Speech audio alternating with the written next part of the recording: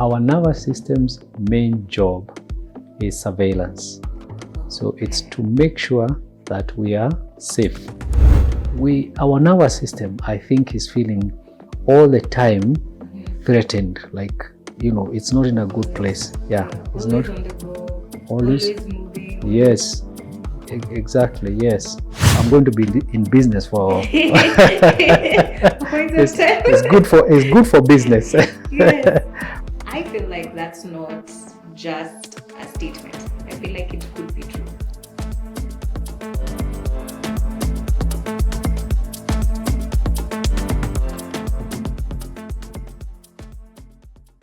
Welcome to the HH Wellness podcast. I'm your host, Stephanie. I will let our speaker introduce himself. Thank you very much, Stephanie. My name is Bob Murugu.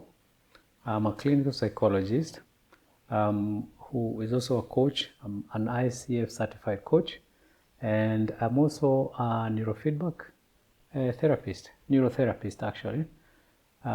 Yes, and I'm quite excited to be here to share what little knowledge or what a lot of knowledge I have. Thank you. Okay, so with all your credentials, we want to start with understanding one thing. What is a neurofeedback? Good, very good. So neurofeedback, I would say especially the one I do, lens neurofeedback. So there are two words. Those are two words in one. So neuro and feedback. So I'll start with feedback. So when you look at yourself in the mirror gives you feedback. Okay, so you see, maybe you might need to put more lipstick, or you might need to comb your hair this way, or comb your beard if you have beard like me this way.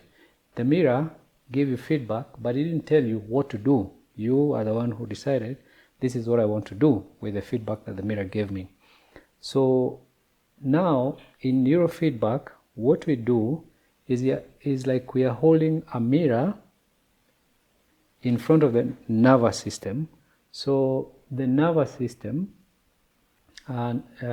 sees how it is, and then it decides what to do, because the nervous system is an intelligent system.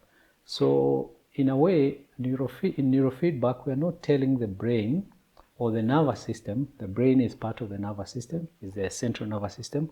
So we are not telling the brain what to do. We are not telling the nervous system what to do. We are just showing the nervous system how the nervous system is functioning.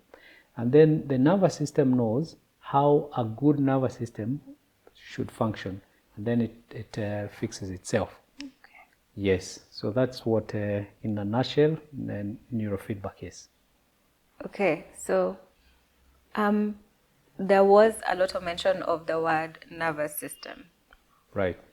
And for the layman, they may not understand what the nervous system is, but we hear it a lot in social media. I'm nervous, or, I have a dysregulated nervous system. So what is the nervous system exactly? Okay, so nervous system is made up of nerves. Nerves, you could say, are we could say maybe they are the highways or the superhighways that are sending messages from the brain, which the brain is also part of a nervous system, is a central nervous system. So there are superhighways sending messages from the brain and to the brain. So from the brain to different parts of the body, to the skin, to the internal organs. So information from the brain to different parts of the body, and information from the different parts of the body to the brain. So for example, if you touch something that is hot, immediately information is going to be sent by the nerves from your hand to the brain, and will tell you to quickly remove your hand. Yeah. So this is this is the nervous system, basically. And then the nervous system is divided into a number of systems. So we have the central nervous system, which is the brain. So that's the central nervous system.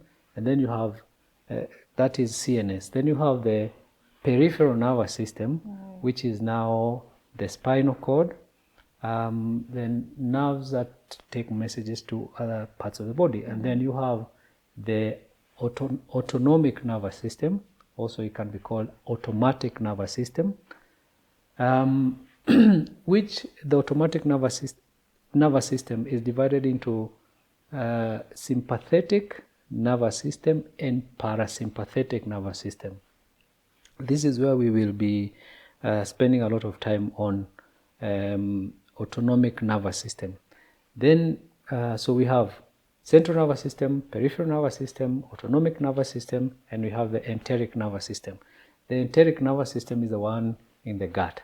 Right. So, and it's a very, the one of the gut is also very complex. Enteric nervous system is complex. It is communicating all the time with the body, with other parts of the body, communicating with the brain, especially through the vagus nerve. Vagus nerve, what is called the vagus nerve, which is one of the major nerves.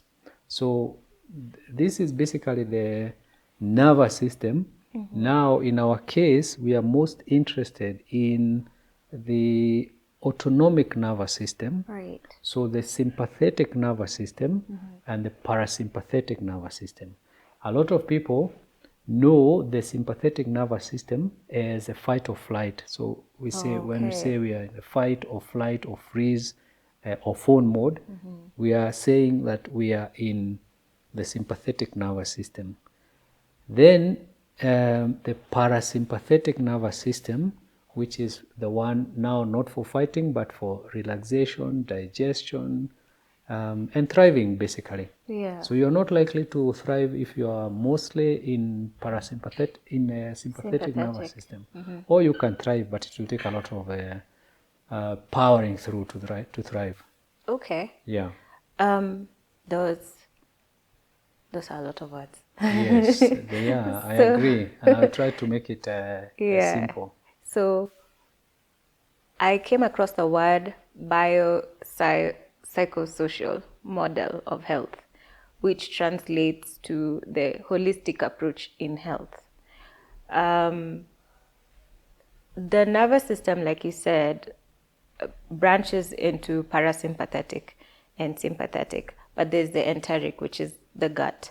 So, like, you know how people say they have a gut feeling? I guess that would be now like the enteric. Second brain, they say. Like, the second brain. Yeah, it's actually called the second brain. Yes. Yeah. So, I want to understand, when you say fight, flight, freeze, fawn, that's for the sympathetic system. Yes. What is that? What are those states? Okay, good. So I'll take a step back and say that our nervous system's main job is surveillance. So it's to make sure that we are safe. So it's like a surveillance system. So anytime it detects some threat or some insecurity, it is going to do something.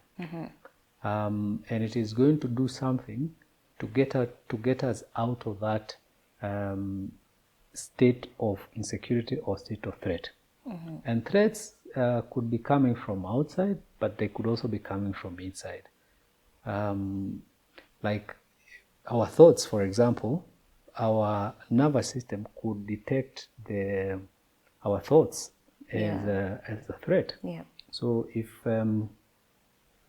so that could happen. Let me see. So it's a surveillance system. So when it detects threats, the brain sends a message to the body through various axes. So, for example, we have the HPA axis, which is the hypothalamus, pituitary, adrenal axis. So this is just one of them. There are several of them. So it tells the body, the brain tells the body, do 1, 2, 3, 4, so that we are able to get out of this situation, So one of the things, for example, very simple, that it tells the body to do is increase the flow of oxygen in the body. So reduce the amount of blood you are sending to the stomach, send most of it to our muscles, because we have to run away or because we have to fight. Okay? So there you can already see there is a challenge, because now we are going to have a problem with digestion, because less blood and less oxygen is going into our stomach, our digestive system, because the blood now has been diverted to the muscles to run to whatever. Okay? And it is going to do this through production of hormones, cortisol, adrenaline. Right. Okay? And if we are in this state for a long time, if we are chronically in the sympathetic mode, you can see now we are going to have problems with our digestion, constipation, digestive issues, what do you call, gastrointestinal issues. We are going to have those ones. We are going to have high blood pressure. We are going to have a lot of problems. So that is, that is just one axis. Okay. Then there is another axis, which is HPG. So this one is saying most important thing is to get out of this place to be secure. So forget about procreation, for example. So this is HPA. HPA is hypothalamus. So hypothalamus, pituitary, and gonad axis. So gonad are the sex glands. So they are also going to be down regulated.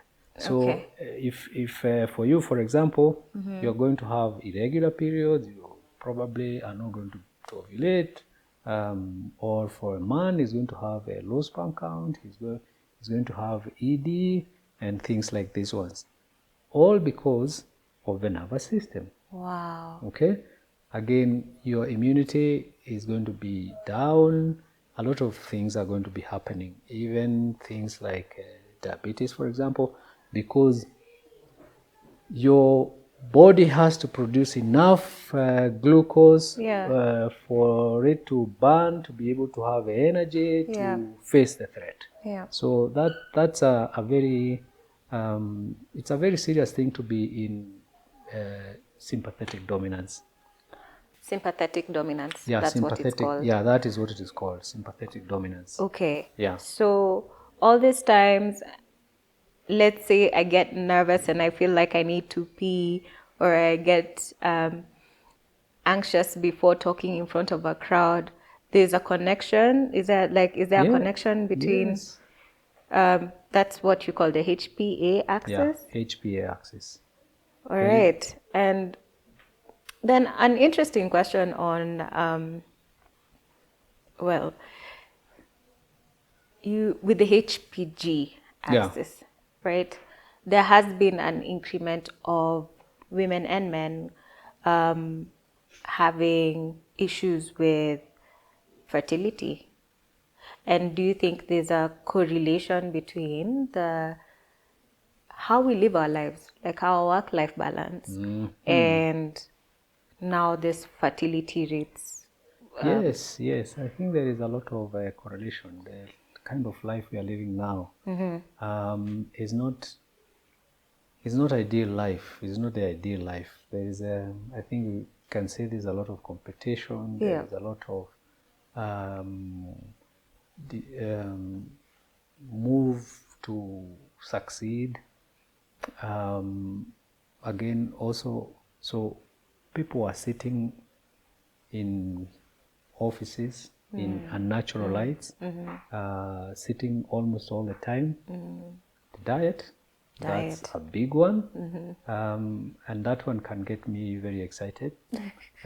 Because, for instance, one of the things they have that studies are saying is that in the last 50 years, the levels of testosterone, for instance, have gone down a lot. Part of it is because of diet. So there's a lot of processed foods that people are eating, Like if I ask our cameraman here, maybe today he has the amount of protein he has eaten is very little. Probably, yeah. You see? And protein and fat, good fats, these are the raw materials for hormones. They are the ones that they are the raw materials for hormones. So diet, yes. So if you are eating a lot of carbs, a lot of starch, you are hardly getting any proteins.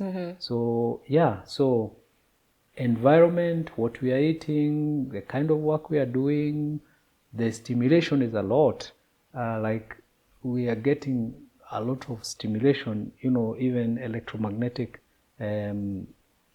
frequencies from our phones, from masts all over the place, from Bluetooth, these things we are putting in our ears all the time. So our nervous system, I think, is feeling all the time threatened, like, it's not in a good place. Always on the go, always moving, always. Yes, exactly, yes. So it's good for us. I mean, it's good for me because, tongue in cheek, I'm going to be in business for quite some time. It's good for business. Yes. It's good for business. There's a word that you've said that has caught my attention: electromagnetic field. Yes. You know how we say as humans, when someone's happy, you're a ball of energy. I feel like that's not just a statement. I feel like it could be true. Yeah. Right? What do you think? I think so. It is not just a statement. It's not just a statement. And it traces a lot of, interesting things. So electromagnetic waves, electromagnetic field. So, for example, and for your information, our hearts are more stronger than our brains. So our hearts govern our brains more than our brains govern our hearts. So you can measure, for instance, the field of the electromagnetic waves of the heart using there are things you can use, a magnetometer, for example. What? And you can catch the heart waves radius of 10 feet. So from where I am to where the camera is, my heart waves go until there. Electromagnetic waves go until there. Well, for the brain, they don't go that much. So, contrary to what we think, that our brains affect our heart, it is our hearts which affect our brains. So we can, there is a way we can get our brains to be positive. If we are, for example, calling to mind pleasant experiences that we have had. So if I sit here and I recall pleasant experiences that I have had, if I have gratitude, if I'm grateful for my life, then you see that is going to affect, because these feelings of gratitude, Right. when I recall good times that I have had, those are emotions, right? Yes. So I am tapping into those emotions. These emotions that are stored in different parts of my body. You see, good emotions, bad emotions, negative emotions, positive emotions are all stored in our bodies in different in electromagnetic waves. In in electromagnetic waves. So, and this is why, for example, when we are doing something like lens, or even when we are doing something like Tomatis listening therapy, we are using sound. So sound is basically electromagnetic waves, light electromagnetic waves. So we are trying to influence the electromagnetic waves that are stored in our bodies. So maybe so that they can be, I don't know what you say, they are stuck somewhere so that they can start moving. So yeah, so they can dissipate the say like negative electromagnetic waves, they can dissipate. Right. So this is what we are doing. And it is not only with lens that we can do this. There are many other things that we can use. Forms of therapy. Forms of therapy. They are coming up.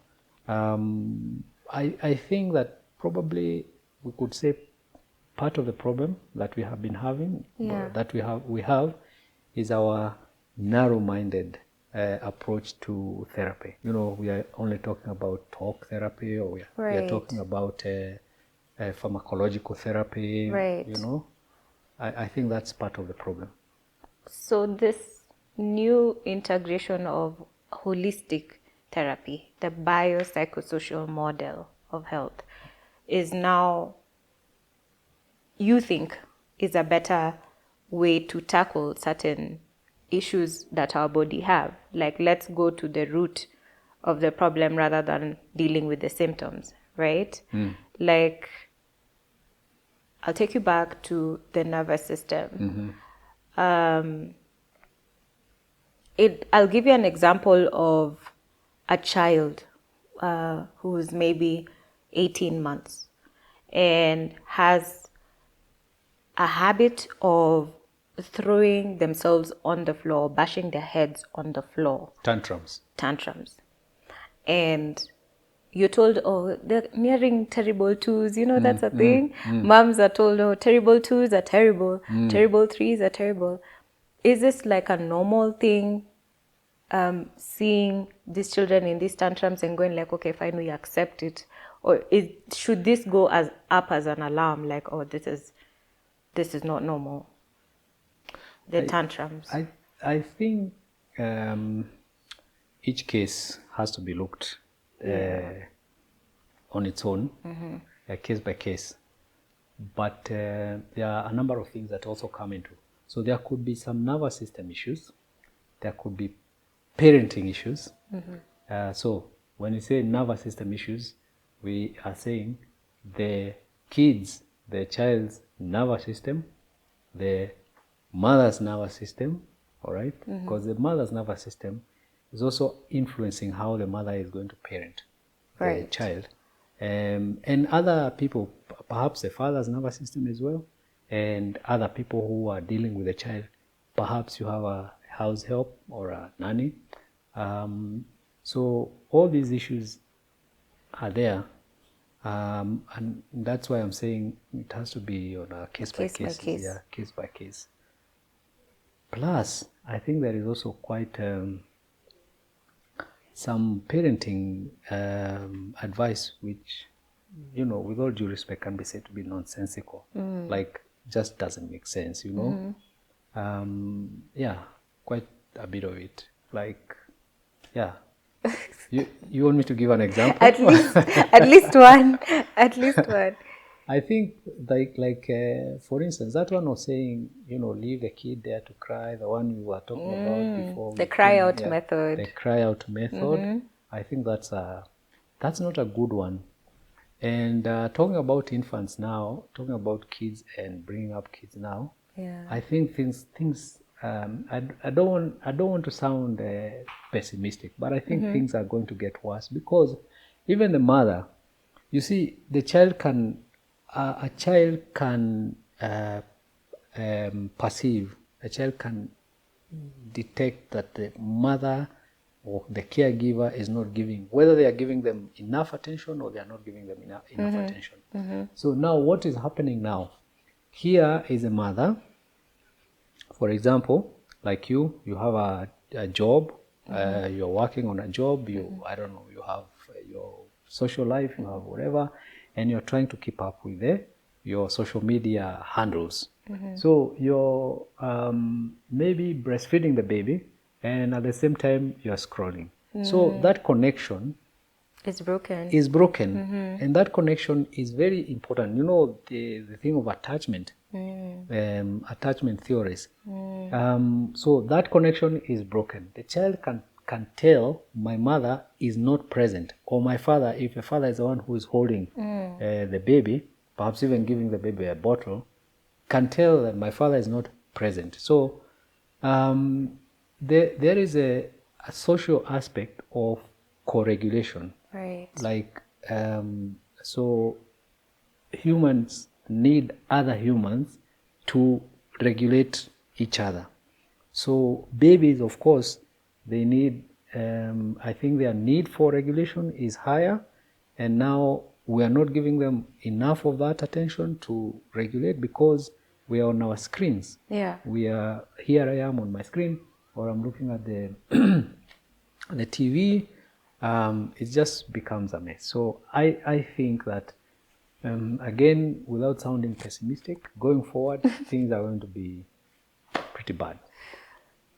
I think the interesting statement I've picked from that is humans need other humans to co-regulate. Yep, they do. And as we see in our growing society, we are becoming more individualistic as we go, right? Yep. So that might be a huge contributor to our dysregulated nervous system, the Yes. sympathetic. Yeah, parasympathetic. We need co-regulation. So when we are in sympathetic dominance, Yeah. is when we have all these problems, all these disorders. So someone will have all the disorders that you can get. And by the way, you know, getting into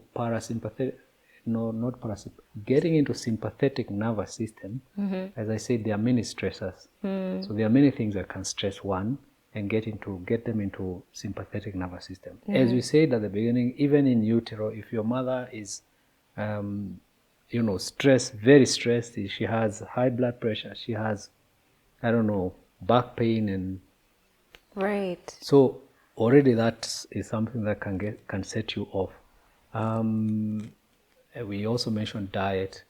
In diet, you have a lot of additives, chemicals that are added to the food, or you have personal care products also that have a lot of chemicals. You have vaccines that have heavy metals, mercury, aluminum. So, and then you also have other things like traumas, traumatic experiences, or even things like traumatic brain injuries, TBIs. TBIs, kids falling all the time, not just kids. TBI is not just for kids. You get hit, you run into a post, or you fall off a bike, or you're in a car accident, or you play sports, contact sports. I think, for example, there is a lady that used to be a boxer, that now has some really serious issues, congestina, because of head, constant head. Yeah. So what was the question? So we get into this sympathetic nervous system. What was the question? I forgot the question actually. I seem to have lost co-regulation. Yes, co-regulation. Yeah, so you're talking about co-regulation. Yes. So because we are in the sympathetic dominance, yes, and we have all these disorders, so unfortunately, when we are dysregulated, we don't want to be with people. Like, we want to withdraw. Okay. Whereas what we actually need to be doing is we need to be going out with people, or hanging out with people, going dancing, going playing football, or whatever, or even running, jogging, as a group. Okay. Because that way we are co-regulating. As an adult, I always thought that the ultimate level of adulting is being able to handle things on your own. And now what you're saying is that could be the reason why you're always in an anxious state, you're always overthinking, always like you're hyper independent. People like to say that. Hyper independent. And so carrying from the holistic approach, the biopsychosocial, we can see like within that model there's a connection of how biologically, if our nervous system is dysregulated by our thoughts or traumas, or our inability to function normally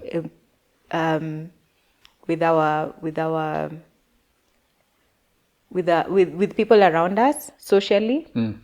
With this model, we end up having a multitude of diagnoses from different doctors. So you can jump from having, today you have diabetes, tomorrow you might have like clinical depression, and you're trying to figure out what's going on because it's all popping up at different points in your life, right? How do we then find ourselves at the point with neurofeedback on how to regulate all of this? How do we tackle it at the root? Okay, so how do we tackle dysregulated nervous system or sympathetic dominance? Dominance, yes. Because that's the root of a lot of the problems that we are having. As I was explaining earlier, it is the root of high blood pressure. High blood pressure comes with cholesterol. Again, now when you start taking cholesterol medication, that's going to affect your brain.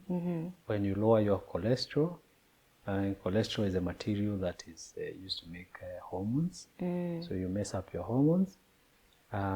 It comes with digestive issues. So bloating, all these things. Bloating, acid reflux, all this constipation. So that brings a lot of other issues. So how do we tackle that problem? So there are very many things one can do at home to help. But before you do at home, maybe you come for neurofeedback, because neurofeedback is like, what did you say? It's a shortcut. So neurofeedback is a shortcut. And they are, especially if you have been chronically stressed for a long time, you may not be in a position to do the other things that you need to do. So you start with the thing that will move you, as it will, they say, help you faster. So it will help you faster. Then after now you're out of the woods, you can start doing these other things. So these other things are things like breathing. Okay? So we all think we know how to breathe. Okay? Maybe we don't. Because sometimes we are not even mindful of how we are breathing. So when you take in, you breathe in, that tends to put your nervous system in the sympathetic, just breathing in. Okay? So if you are in a place where you need to run, you will need to breathe in quickly so that you get enough oxygen so that you're able to, to run or to fight or do whatever. So breathing in takes your nervous system to the sympathetic, or keeps your nervous system in the sympathetic. Okay. Breathing out moves it to the parasympathetic, which is rest, digestion, and thriving. So a thing that one could do, for example, on a regular basis is to practice breathing, like mindful breathing. So you sit down and you breathe. So like you take in 4 seconds, 4 seconds of breathing in, and 6 seconds or 7 seconds of breathing out. Okay. All right. So that is mindful. That's a thing that one can do, and it can help you. So if you do that, if you make that a routine of yours, like every morning you wake up, or in the morning at lunchtime, or in the evening, that this is something that you are doing, that is going to help your nervous system. Okay, that's one. Breath work. Breath work. Singing. Also, Singing. yes. So What singing, if I can't sing? singing aloud. I mean, you can sing in private. You don't need to sing in public. In private, you can sing. Yeah. Turn on your favorite music songs and try and sing along. Yeah. Also humming. Okay. You know, humming is also, because humming is a, it takes you to the sympathetic, parasympathetic mode. Yeah. Cold showers, very good, very good. Very cold showers. You stand under a shower. Turn on the shower immediately, and the water just hits you, and you're like, Oh, yeah. So that also helps you. Like a restart. It's a restart. Even washing your face with cold water, very cold water. That is also something else you can do. Another thing also that I see people, especially in the West, doing is taking a cold plunges. Like a guy has a bathtub full of ice cubes, and you get in there. That's also very good for that. And I think also just quieting your mind. So, for example, when you wake up in the morning, before you reach for your phone and start scrolling and seeing who is this, who sent what message at night, how about you just sit and you listen to the birds? Yeah. If where you live there are birds, maybe there are birds, but you never heard them. So just sit in the morning when you wake up, or you can just lie before you get your phone or before you get out of bed. Just listen to the birds for 5 minutes, and you will be surprised at how many birds there are. Assuming you're not living in one of these high-rise apartments, there are no birds, you see, because you hear a particular bird on this side making a particular sound, and another bird on this side. So the idea of listening to the bird is that you've quietened your mind. Yeah. So you're not waking up in the morning or thinking, running through the day, trying to solve this problem, trying to solve that problem, trying to solve yesterday's problem, but you are in the moment. So you're present, you're in the moment. So these are things that one can do to move their nervous system from sympathetic dominance to parasympathetic. Of course, there are also supplements that one can take. Yeah. A lot of those. And I have read also that things like sauna are also very helpful. The sauna. Yeah, the sauna. Taking walks is also good. There are a lot of things that one can do. Wow. But you see, now you can only do these things if you are not too badly off. If you're too badly off, you have tried other things, and they have not been working, then you probably jump to something like neurofeedback. Right. Then you can begin on these other things. I mean, we never really know we're badly off until the warning signs, have gone off. Yes. And now we have a number of illnesses, and we're starting to notice even youth, age of 25 to 28, are reporting higher levels of colon cancer. So we have definitely a health problem. And that's a very important point you're bringing in, and sorry for It's okay. cutting you. It's okay.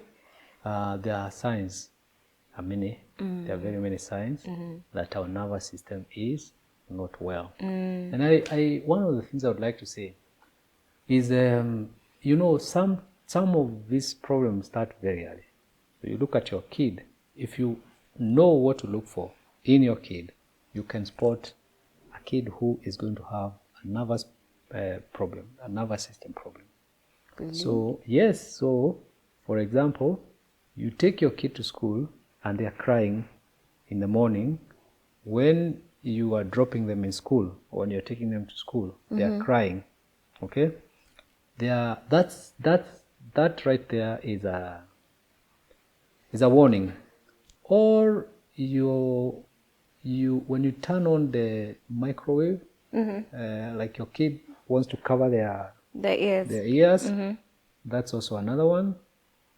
Or your child is biting nails or sucking their thumb. All these are maybe they are signs. Or maybe the child is just crying.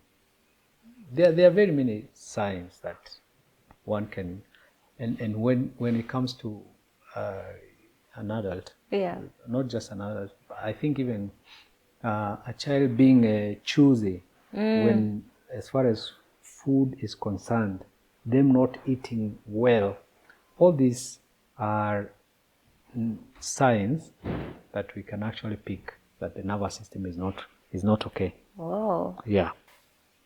I'm trying to go back and think is there something that I could have missed?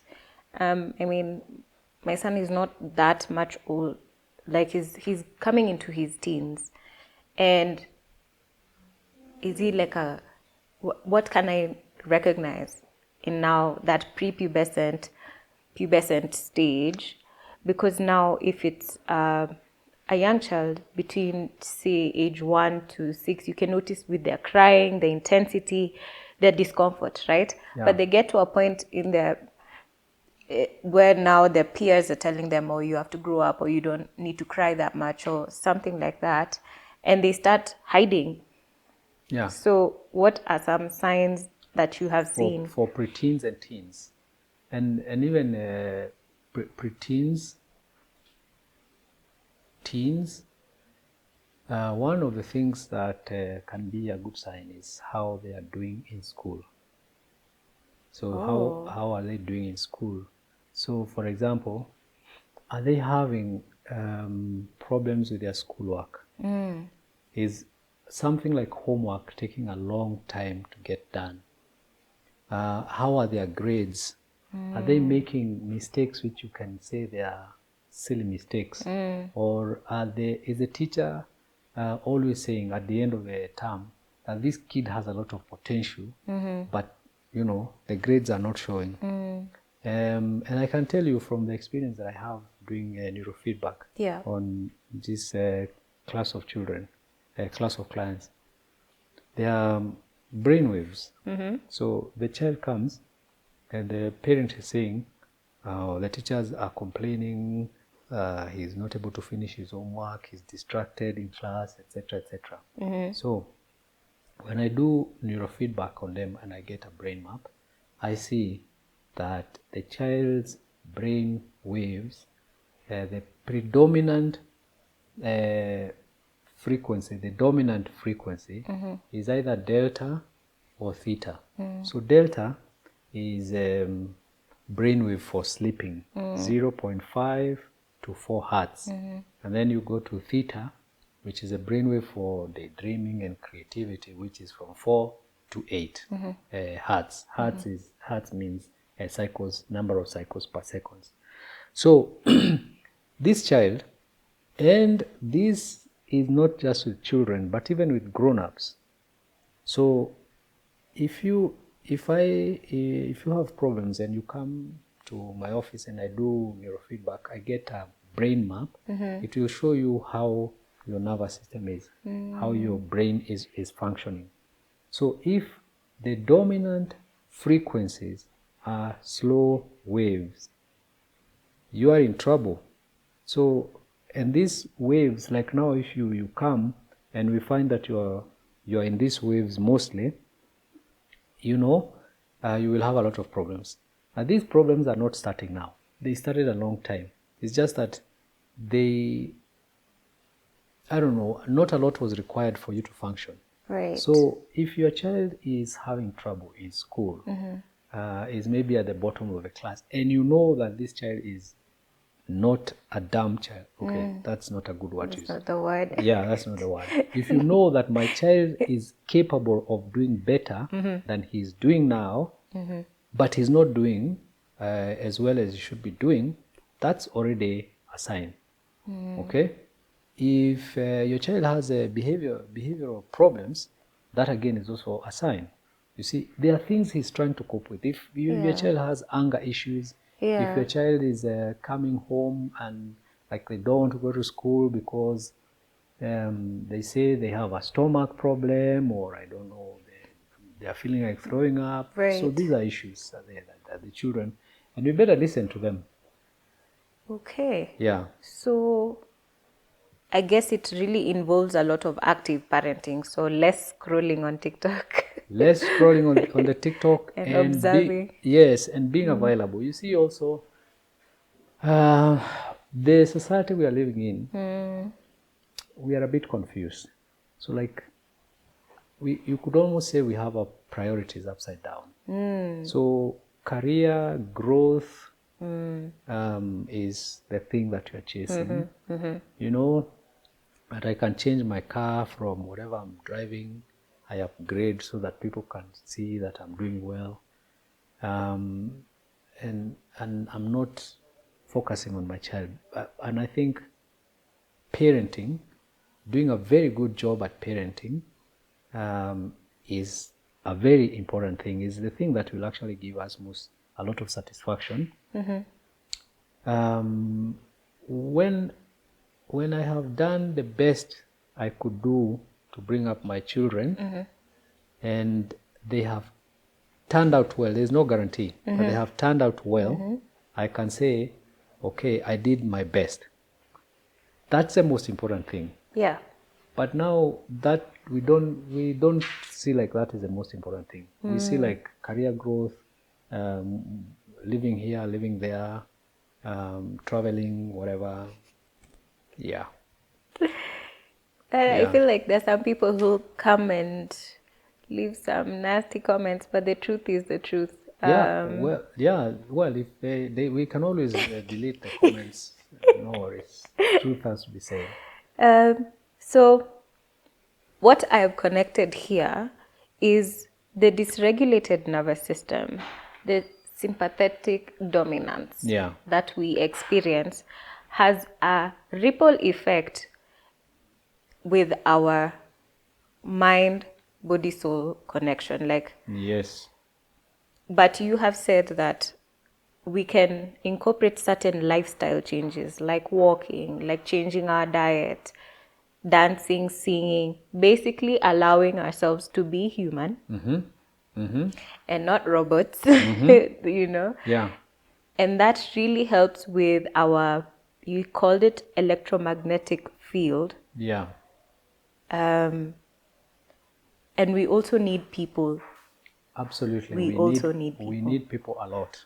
Well, we need people with, as you young people say, with good vibes. Good vibes. Yeah, you need people with good vibes. Yes. Yeah.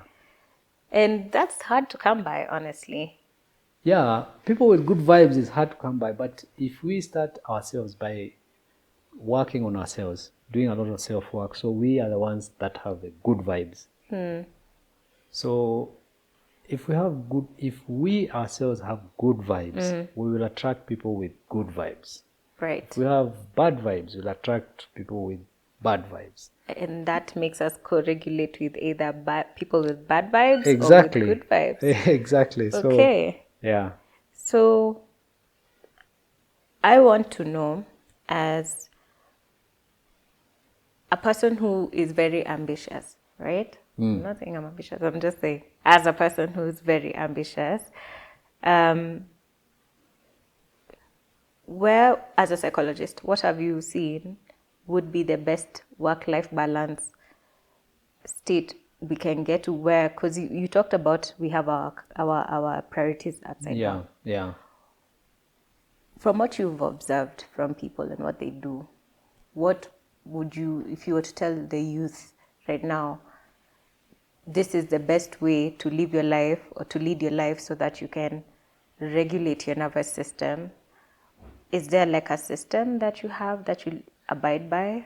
Yeah, I think so. I think there is a system. There should be a system. There is a system.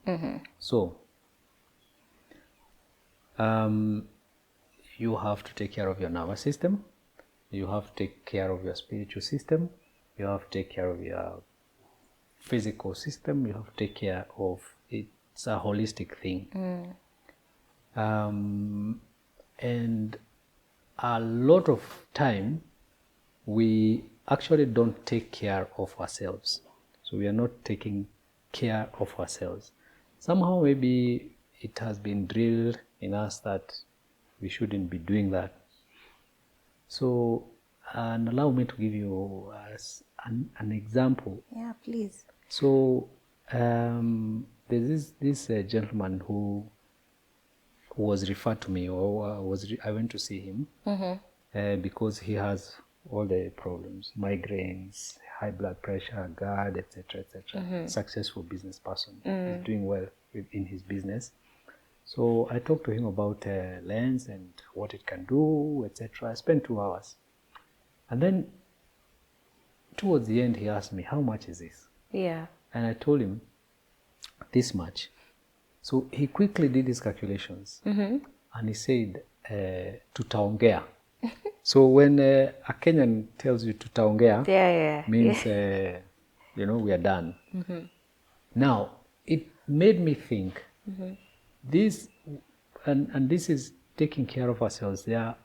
Sometimes we have problems. Yeah. We don't want to get out of those problems. Yeah. We are doing other things and not taking care of ourselves. So if today someone told me that my car has a problem, in fact, this and everybody, a lot of men will understand this, even women. So your car has a problem. So we need to change the hub. We need to change the rear hub. Okay, because it's going kluk, kluk, kluk. Yeah. All right? Yeah. I will ask the guy, how much will that cost? And he will tell me that will cost you 15,000. Yes. And I say, okay, fine, Yeah. let's go ahead and do it. Okay? Now, if the guy comes to me and he says he has insomnia, or he comes and says he has migraines, and he asks me, how much is that going to be? And I tell him that is going to be 70,000, okay, or 7,000. He's going to say, wait a minute, tutaongea. But for the car, he didn't say tutaongea. So taking care of ourselves, like seeing we deserve to take care of, we deserve better health, we deserve. So that's the first thing. Like a shift, a mind shift needs to happen. Right. Then now we try to, you see, we are in control of our lives.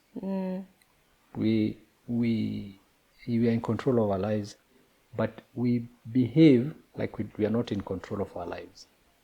Okay? So, for example, what would happen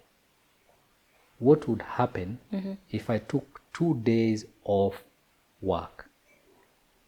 Maybe I would get fired. All right? Yeah. All right. So, what would happen if I died? Now, let me rephrase it. Okay. I don't want to take days off my work. Let's say it's even my business. Let's now say I'm not employed, it's my business. I don't want to take 2 days off to go and just relax. I don't want to do that. Or because I feel I have to be there. But what would happen if I died? Or if I was sick and I was in hospital? The business would still continue. So what I'm trying to say is that we have to step back. Is one of the ways of caring for ourselves. Step back. Maybe I don't want to say pamper ourselves, but take care of ourselves. At least ladies know how to, go to the spa, have a spa day, and that sort of thing. True. I don't know what guys do. So, but pull back, and even if it is not take 2 whole days, but pause, like the way I was saying, listen to the birds. Yeah.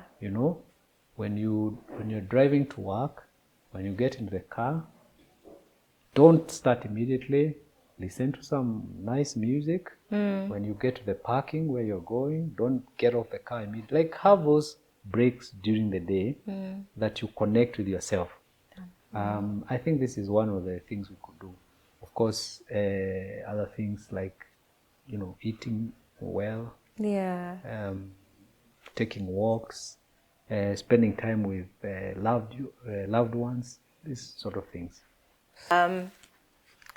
So before we wrap up this episode, we need to know the details of where we can find you, how we can reach you, where we can reach you.